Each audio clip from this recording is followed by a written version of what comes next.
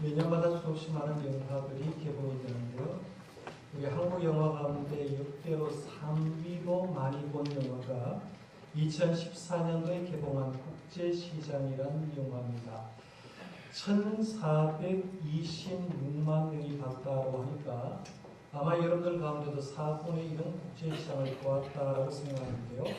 이 국제시장의 주인공 이름은 덕수라는 사람입니다. 지금 앞에 보이는, 측면에 보이는 사람이 주인공 덕수인데, 이 덕수가 하는 일은 뭐냐면 그동안 열심히 돈을 벌여서 자기 친척이 꾸려갔던 꽃분이네라는 가게를 구입했습니다. 수입 잡화점인데 이 꽃분이라는 가게를 구입해서 평생 간판 하나 바꾸지 않고 그 가게를 꾸려나가려고 노력하게 됩니다.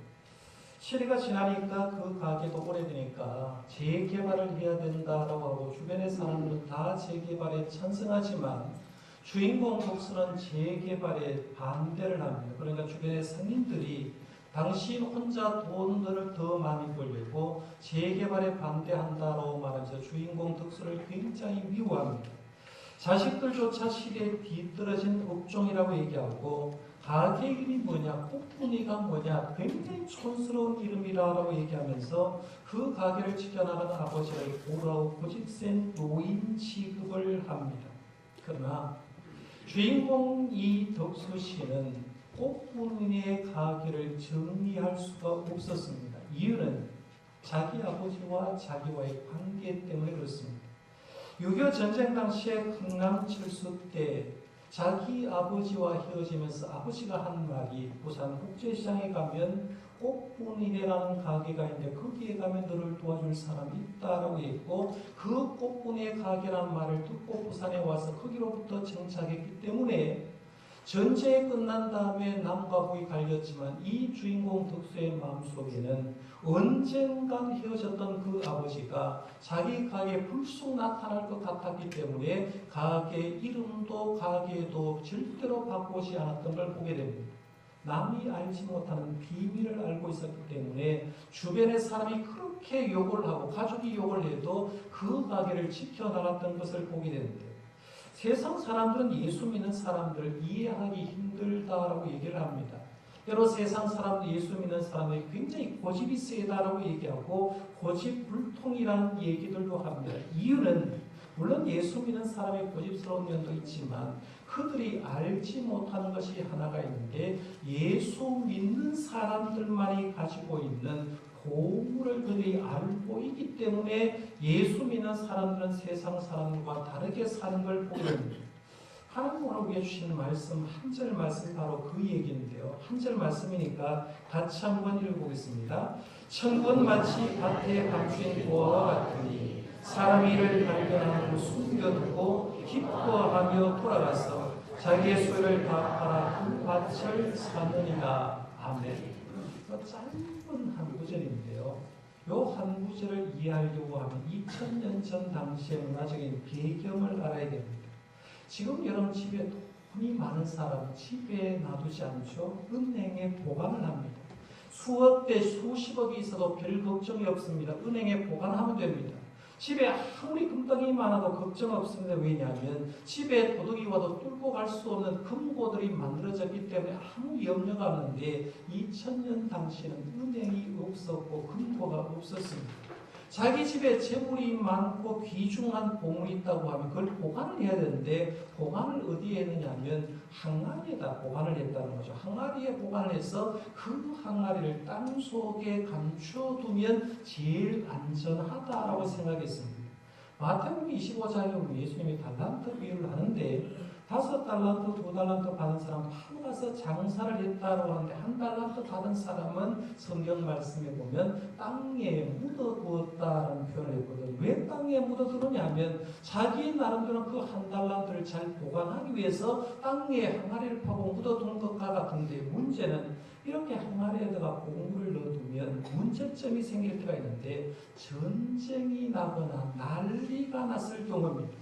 전쟁이 나게 되면 사람이 언제 죽을지도 모르고, 전쟁이 나면 우리가 거기 땅에 살지 못하고 피난을 갈 때가 있는데, 전쟁이 나서 그것을 묻었던 사람이 죽거나 어떤 곳에 피난 가게 되면 그 땅에 묻힌 보화를 찾을 수가 없게 되는 경우도 있고요. 만약에 땅의 주인이 묻을 때 주인이 조금 고두쇠였다고 한번 생각해 보는 겁니다. 요즘 남편과 아내 모르게 남편 모르게 돈 얼마 가지고 있다라고 하는 사람이 가끔씩 있는데, 옛날 당시에 이제 고두쇠 아버지가 자기가 땅에다 보물을 묻었는데 자기 아내한테 얘기를 한 적이 없어요. 자기 자식에도 얘기를 하지 않습니다. 그런데 우리가 천년만년 살 것 같지만 그 고두쇠의 영감이 하루아침에 심장마비가 와서 세상을 떠났다고 한번 생각해 보는 거예요. 엄청난 양의 보물을 땅에 묻었는데 하루아침에 심장마비가 와서 말 한마디 못하고 돌아가 버리면 그 묻힌 땅은 아내에게도 가지 않고 자식에게도 가지 않고 결국엔 그 땅에 묻어둘 수밖에 없다는 겁니다. 이런 일이 사실은 굉장히 종종 있었다라고 하는데요. 이렇게 묻힌 것이 100년이 지나고 200년이 지나고 300년이 지나면서 땅 주인은 영원하지 않지 않습니까? 땅 주인은 세상이 바뀌면서 땅 주인도 바뀌게 되는데, 결국에는 땅 주인이 바뀌어서 어떤 사람이 그 땅에 농사를 지으려고 곡괭이질을 하다가 뭔가 탁 걸려서 보니까 그 보물 몇백 년 전에 묻었던 보물을 발견했다는 거죠. 당시에 발견을 하면 이 주인 없는 보물은 찾는 자가 임자였다고 얘기합니다.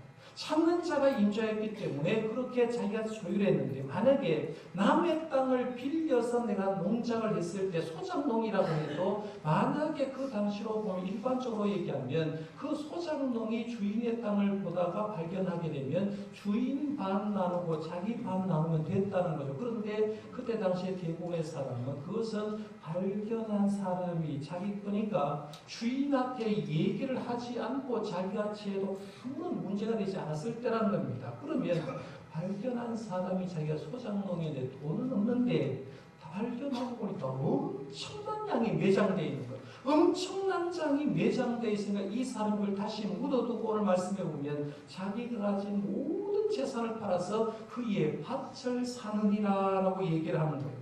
여기 천국 비유를 얘기하면서 이 비유는 뭘 얘기하느냐 하면, 천국이 마치 밭에 감춰둔 보와 같다는 말은 어떤 사람에게는 발견이 되고 어떤 사람에게는 발견이 되지 않을 수도 있다 하는 걸 보게 됩니다. 예를 제가 하나 들어볼게요. 우리 11시에 예배를 같이 드리고 있습니다. 저는 하나님의 말씀을 준비하고 제 입술로 통해서 하나님의 말씀이다라고 해서 선포를 하게 됩니다. 여러분, 하나님의 말씀이 이제 듣는데 같은 장소에서 같은 설교를 듣는데 저의 입술로 통해서 하나님의 말씀이 선포될 때 어떤 성도님들은 말씀을 꿀송이처럼 받아들이는 사람이 있습니다. 말씀을 들을수록 영혼이 막 샘솟고 기쁨이 솟고요. 침체되어 있다가 하나님의 말씀 들으면서 신앙이 회복되어서 돌아가는 사람도 있습니다. 그런데 반대로 어떤 사람은 설교가 딱 시작되면 마치 남자들이 이발소에 가면 이발기구를 대고 윙 하는 순간에 대부분의 사람들 이발기구를 듣는 사이에 자기도 모르는 사이에 눈이 실실 감겨지는 사람이 있습니다. 오늘은 유독 또 한 사람도 안 자네요. 그 사람 예를 지금 들으려고 하는데, 마치 이발소에 가서 이발할 때 소리를 들으면 잠이 오는 것처럼 설교를 듣는데 자기도 모르는 사이에 잠이 실실 와서 설교 한 30분 듣는데 얼마나 힘들게 설교를 듣는 사람이 있습니다. 결국은 자다 가는 사람이 있는데요. 그 이유가 뭐냐라고 말하면, 말씀 가운데 숨은 보물을 발견하는 사람하고 말씀은 듣지만 숨은 보물을 발견하지 못한 사람의 차이라고 볼 수가 있는데요. 성경 말씀 여러분 잘 읽어보면 신앙의 인물 모두가 숨은 보물을 발견한 사람 같습니다. 믿음의 조상 아브라함 한번 생각해 볼래요? 믿음의 조상 아브라함의 원래 고향은 갈대아 우르입니다. 여러분 한번 잘 지도를 보면 아마 바벨론 문명이 발달했던 갈대아 우르 지역을 학교에 대해서 배웠는데요. 이 갈대아 우르는 당시에 세상에서 가장 발달한 종교예요. 가장 발달한 문화, 가장 발달한 학문의 중심지였습니다. 사람은 도시에 살고 싶지 않아요. 운명이 있는 곳에 살고 싶습니다. 그러니까 이 갈대아우르는 모든 사람이 살고 싶어하는 그런 곳이었는데, 이 아브라함의 아버지 데라는 거기에 뭘 했느냐면 종교적으로 엄청난 많은 신이 있어 우상들이 있는데 우상을 만들어서 돈 벌어 먹고 산 사람이 아브라함의 아버지 데라였거든요. 그러니까 이 아브라함도 어릴 때부터 본 게 뭐냐면 아버지가 만든 우상 만든 걸 받고 팔고 사는 것을 봤다는 거죠. 그런데 갈대아우르에서 살면서 아브라함이 자기 동생 하란이 먼저 죽는 것을 깨닫게 됩니다. 죽었거든요. 살다가 보면요, 가장 가까운 사람이 죽으면 딱 인생을 생각하게 됩니다. 아브라함이 동생 하란이 죽고 나서 어떤 인생의 계기가 있지 않았을까 생각합니다. 그 가지고 어떤 계기가 있었는지 모르지만 갈대아우를 떠나서 동생 이름과 똑같은 지명이었던 하란이라는 곳에 옵니다. 이 하란이라는 곳에 왔는데 아마 대략 70세 정도 아브라함이 왔다고 생각하는데요. 70세 정도에서 75세까지 이 하란에 가다가 자기 아버지 데라도 세상을 떠나게 됩니다. 데라가 세상을 떠난 다음에 그때 하나님의 메시지를 생각하는 거죠. 아브라함의 나이가 75세 때 하나님께서는 아브라함에 나타나셔서 세 가지 복을 약속했습니다. 하나는 너 가나안 땅을 너에게 주겠다. 두 번째, 너로 통해서 큰 민족을 이루게 해주겠다. 세 번째, 너를 복의 근원이 되어서 네가 복을 빌어주는 모든 세상 사람이 복 받도록 해주겠다라고 얘기하는 거예요.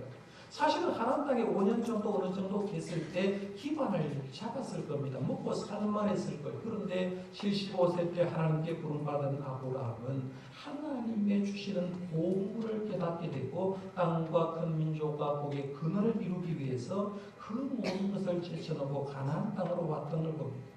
아브라함이 이런 행동을 했을 때 주변의 친척과 친구들이 뭐라 했을까요? 야, 우리 승진하지 마. 여기 있으면 기반이 잡혔는데 말로 가는 땅이다. 좋지도 않은 땅인데 왜 가라고 했을 거예요. 반대로 가지 않으려고 했을 건데 그때 아브라함은 나에게만 받은 숨은 보물이 있었거든요. 하나님 주신 숨은 보물이기 때문에 그 아버지가 준 숨은 보물을 찾기 위해서 가나안 땅에 오고 우리 알듯이 이스라엘을 형성하는 열국의 아버지 자리를 차지하는 걸 봅니다. 그럼에도 구약에 등장한 사람들, 이사야 선지자, 예레미야 선지자, 에스겔 선지자, 다니엘 같은 사람을 보면 같은 시대를 살아가면서 하나님 주신 보물을 잘 알았던 사람 같아요. 신약 성경에도 보면 대표적으로 두 사람을 얘기할 수가 있는데 한 사람 예를 든다고 하면 사마리아 수가성 여인 보물 발견한 사람 아닙니까?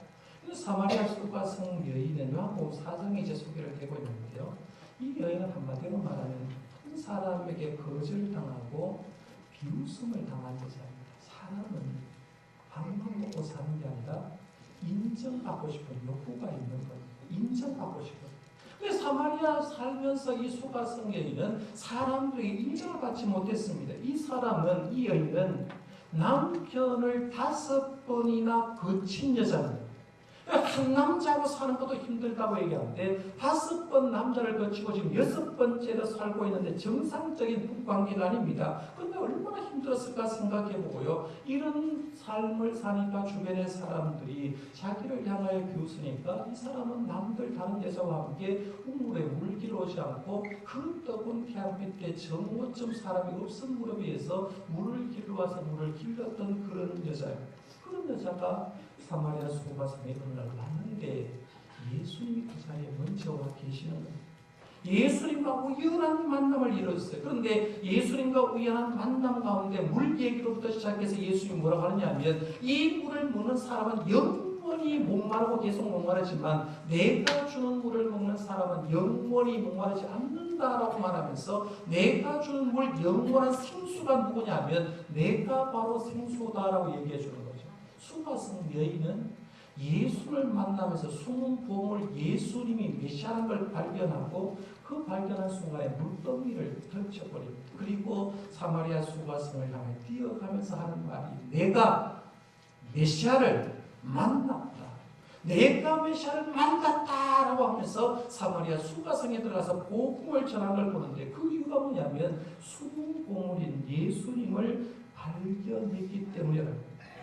또 한 사람 예를 들면 그래서 우리 교인들 한 75에서 9 정도 영화를 봤던 사람입니다. 사울이죠. 예수 믿기 전에 이름이 사울이었는데 사울은 예수 믿는 사람을 잡아들이는 사람이고 실제적으로 스데반 순교에 앞장섰던 죽였던 사람이라고 볼 수 있습니다. 사울이 제일 싫어하는 게 뭐냐면 예수 믿는 사람입니다. 예수 믿는 사람이 얼마나 싫었으면 대제사장에 가서 다메섹으로 가는 공문을 받아서 다메섹에서 예수 믿는 사람을 잡아들어 가는 가운데 다메섹 다 도착했을 때 정오 태양빛보다 더 밝은 빛이신 부활하신 예수를 만난 거예요. 예수를 만나니까 그 순간 꼬꾸라지고 부활하신 예수님 앞에 묻습니다. 주여, 당신 누굽니까? 예수님이 대답합니다. 나는 네가 핍박했던 예수다라고 얘기합니다.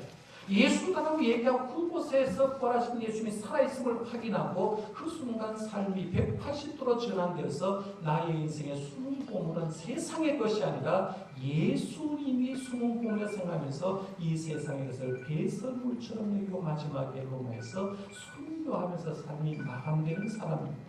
숨은 보물을 발견하니까 이렇게 바뀌더라는 거예요. 그럼 우리 한국에서 숨은 보물을 바꾼 사람 한 사람만 예를 든다라고 얘기하면 제가 여러 번 우리 교회에서 말씀을 드린 적이 있는데요. 이어령 교수님을 한번 소개해 드리려고 합니다. 여러분들이 말씀드렸기 때문에 아는데요. 이어령 교수님 말 그대로 교수입니다. 그런데요. 젊은 시절에 교수를 하면서 그 외에도 한 게 뭐냐면 문학 평론가 일도 했고요. 작가 일도 했고 소설가 했습니다. 보통 직업은 기브메테오라고 말하는 한계라고 얘기합니다.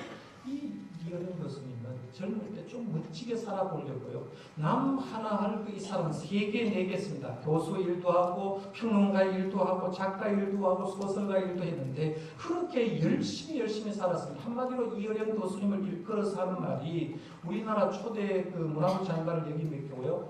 우리나라가 낳은 최고의 지성인이다. 아빠 이런 거예요. 대한민국에서 지금 살아있는 사람 가운데 가장 똑똑한 사람 한 사람만 선정하라고 하면 이어령 교수님이라고 할 수 있다는 얘기예요.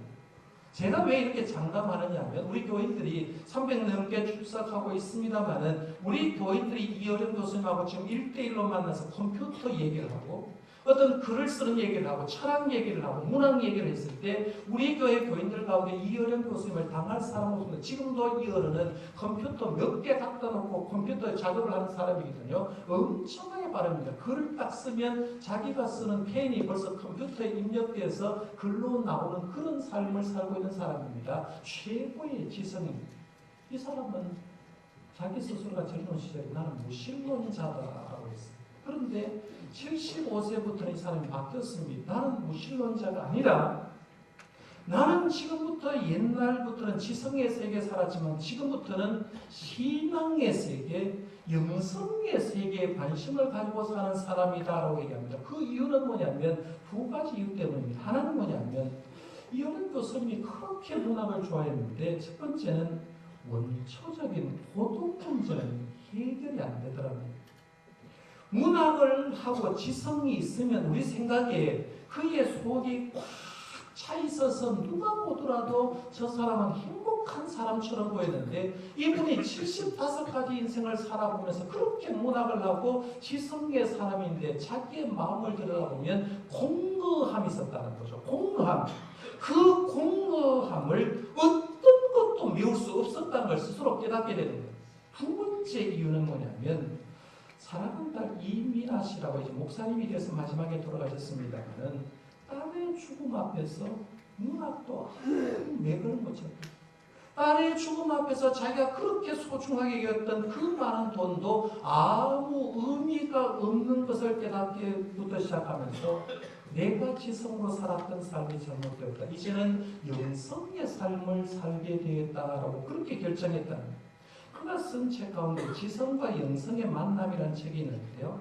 그 책 내용들을 가운데 보면 자기가 평생 살아가는 문학의 한계를 독일의 대표적인 낭만주의 신이었던 이 하이네 씨의 고백을 쓰면서 나는 이런 사람이 되었다는 그런 부분이 있는데요. 하이네 시인의 고백지 얘기를 제가 좀 해드릴 텐데 한번 들어보십시오. 시인 얘기입니다. 하이네는 절대신인 기독교의 하나님을 그리고 히랍신을 그렇게 좋아해요. 히랍신은 그리스 신화에 나온 신을 얘기합니다. 그런 히랍의 여러 신을 그토록 믿었는데 죽기 전에 루브르 박물관에 비너스가 자신을 쳐다보면서 이렇게 말한 것 같았다는 거예요. 지금도 루블 박물관에 가면 엄청난 그림들이 많이 있고 조각품들이 많이 있는데 루브르 박물관에 그가 비너스 상을 보는데 비너스 상을 보면서 이렇게 말하는 것 같았다는 거죠. 비너스가 이제 얘기하는 말이에요. 너는 나에게 매달리는데 나는 너를 구할 힘이 없어. 나는 팔이 없지 않니? 너를 안아주고 싶은데 팔이 없어. 너희들과 너무나 차원이 같아. 같이 울어주고 같이 슬퍼해줘도 너희들을 끌어안아줄 수는 없어라고 얘기합니다. 그러니까 그때 하이데가 이어서 이런 말을 하는 거죠. 뭐라고 합니까? 인간이 못하는 것, 잡신들이 못하는 것, 팔을 뻗어 우리를 끌어안는 것은 역시 여호와 하나님이시다라고 보여줬어요.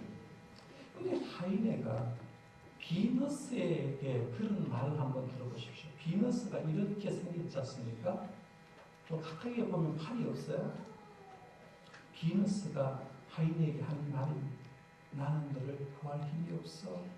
나는 팔이 없지 않니? 너를 안아주고 싶은데 팔이 없어. 너희들과 너무나 차원이 같아.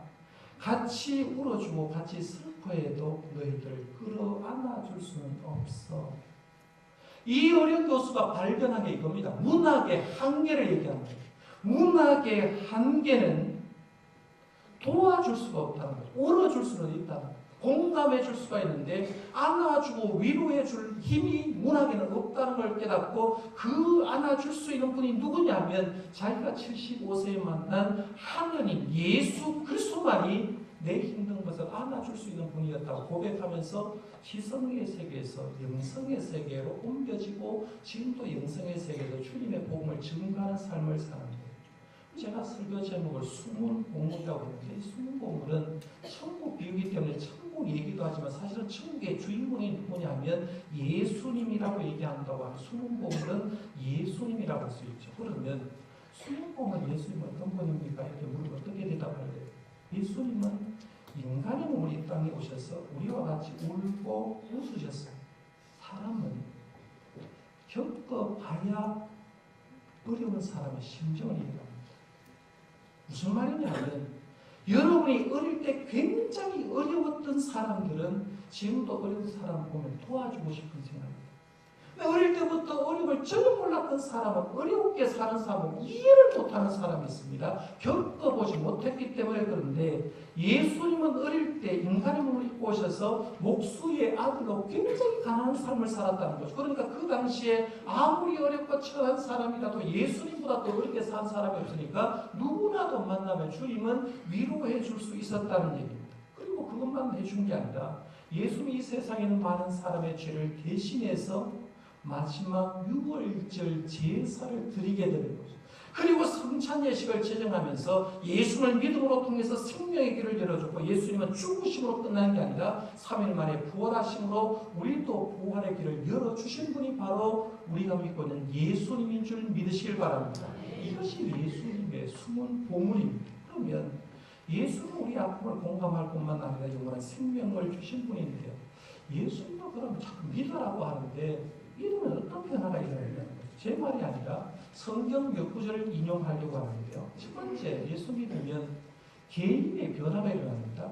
요한복음 5장 24절 말씀 한번 같이 읽어볼까요? 시작. 내가 진실로 진실로 너희에게 이르노니 내 말을 듣고 나 보내신 이를 믿는 자는 영생을 얻었고 심판에 이르지 아니하니 사망에서 생명으로 옮겼느니라. 여기 보면 믿는 자는 영생을 얻었다. 믿는 자는 심판에 이르지 않는다. 믿는 자는 사망에서 생명으로 옮겼다. 그러니까 이 어려운 교수님 같은 경우 예수를 딱 영접하는 순간에 뭘 느끼냐면 마음속에 그 공허했던 마음에 예수님이 가득 차니까 영원한 생명을 여기서부터 살기 시작했다는 얘기입니다. 예수 믿으면 어떤 변화가 일어나가? 두 번째, 가정의 변화가 일어납니다. 사도행전 16장 30절에서 31절 말씀 잘 아는 말씀이요. 같이 한번 읽어볼까요? 선생들이여 내가 어떻게 하여야 구원을 받을까 하거늘 이르되 주 예수를 믿으라. 그리하면 너와 네 집이 구원을 받으리라. 내가 예수를 제대로 믿으면 걱정할 필요 없어요. 왜냐하면 한국에 예수 믿는 4대 가정, 5대 가정 얘기해도요. 그 가정 처음 들어가 보면 한 사람부터 출발합니다. 누가 한 사람 예수 제대로 믿으니까 그 사람을 통해서 가정이 복음화된 것처럼 내가 예수 믿으면 멀지 않아서 여러분의 가정도 복음화되는 줄 믿으시길 바랍니다. 믿고 기도하는 거예요. 그다음에 세 번째, 내가 예수 믿으면 이웃의 변화가 일어납니다. 요한일서 4장 11절에 보면 사랑하는 자들아 하나님이 같이 우리를 사랑하셨은지 우리도 서로 사랑하는 것이 마땅하고, 예수 믿으면 옆에 사람이 보입니다. 이웃이 보여요. 어려운 성도가 보입니다. 저 도와줘야 되겠구나. 예수 믿기 때문에. 그 다음에 네 번째 현상이 뭐냐면 사회적인 변화가 일어납니다. 마태복음 5장 말씀, 산상보훈의 말씀 한번 같이 읽어볼까요? 13절부터 16절 시작. 너희는 세상의 소금이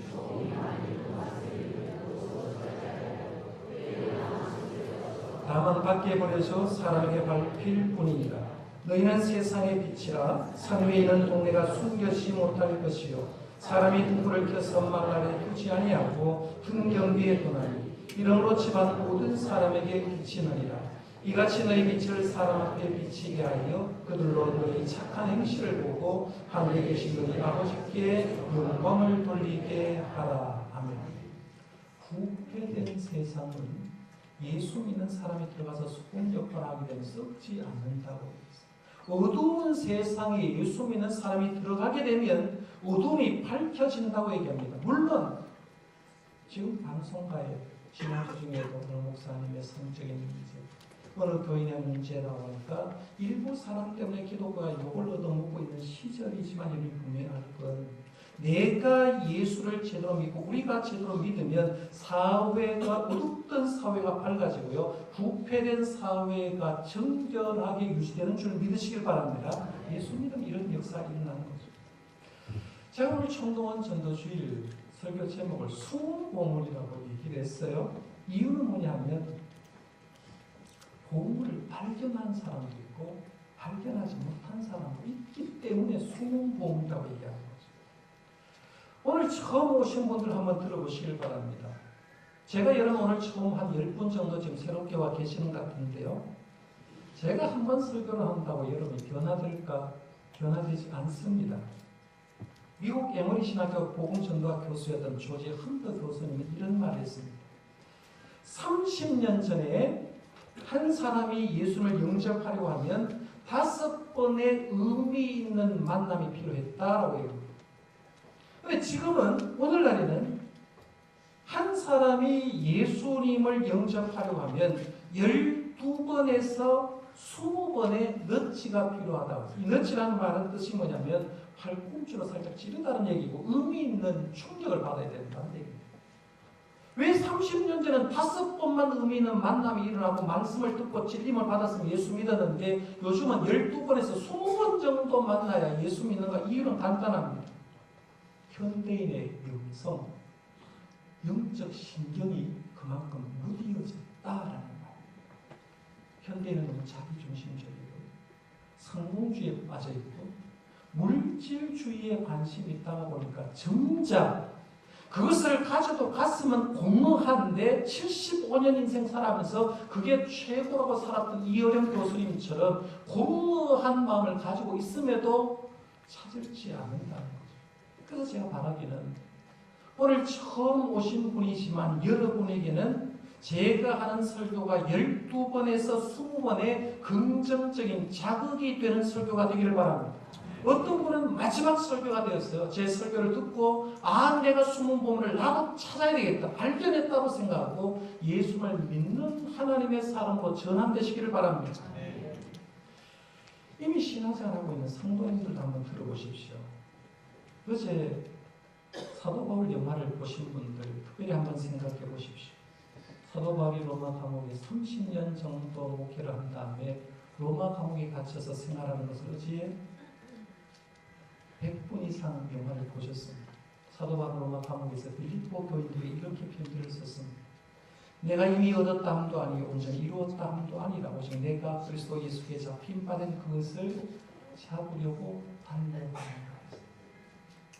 부활하신 예수님 만나고 30년간 그렇게 선교 활동하고 로마 감옥에 갇혀서 빌립보 교회에 편지를 쓰면서 한 말이 뭐냐면, 나 예수 아직 잡지 못했고 예수님을 좀 더 잡아보려고 달려간다, 노력한다고 해서 에베소 교회 반면에 그렇지 못했습니다. 바울의 성도로 통해서 그렇게 복음을 전도했는데 40년 세월 지났을 때 어떻게 변하느냐 하면 요한계시록에 보면 사도 요한에게 예수님이 이렇게 말합니다. 너를 책망할 것이 나니 너의 처음 사랑을 버렸느니라. 그러므로 어디서 떨어진지를 생각하고 회개하여 처음 행위를 가져라. 만일 그리하지 아니하고 회개하지 않으면 내가 네게 가서 내 촛대를 그 자리에서 옮기리라 했어.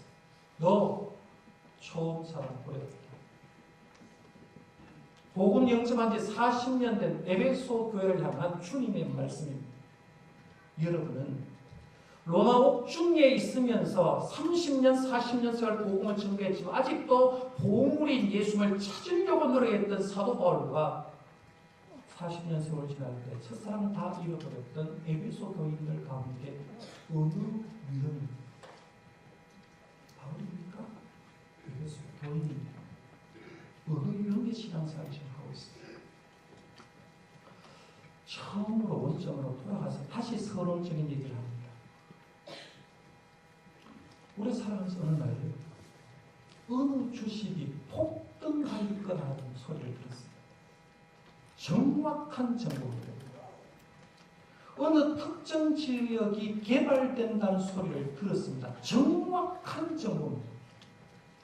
주식이 내일 폭등하고 특정 지역이 개발된다는 것이 정확한 정보라고 하면 여러분이 가진 모든 돈, 재산 끌어서 주식 살 겁니다. 왜? 사면 내게 엄청난 유익이 되기 때문에 그렇습니다. 하나님은 우리에게 모두가 똑같은 정보를 줬습니다. 너희들에게 가장 가치 있는 보물이 있는데 그게 뭐냐? 숨은 보물은 예수 그리스도라는 거죠. 이 예수라는 보물을 줬는데 그것 가지려고 하면 너희가 조금 팔아야 될 거야. 시간도 팔고 물질도 팔고 좀 너희들의 힘든 것도 팔아야 될 거야. 그러나 주님은 이렇게 얘기를 합니다. 마지막 말씀을 보십시오. 44절 말씀. 충무마치 감추인 보화 같은 이 사람을 발견한 후 숨겨두고 기뻐하여 돌아가서 자기의 소유를 다 팔아 그 밭을 사느니라. 선택은 여러분의 몫이 아닙니다. 저는 바라기는 저와 여러분들이 이미 숨은 복을 발견한 사람도 있고요. 하나님의 전에 나오지만 발견하지 못해서 굉장히 힘든 분도 있습니다. 중요한 건 이미 주님이 제시한 숨은 복을 천국의 주인인 예수님을 여러분과 저가 함께 발견하고 이것을 살려고 노력할 수 있기를 바랍니다. 예수님을 여러분 가슴에 모시고요. 주님 주신 천국의 삶을 누릴 수 있는 저와 여러분들 되시기를 바랍니다. 기도하겠습니다. 하나님 아버지 늘 감사합니다. 오늘 충동한 인도주의를 맞아서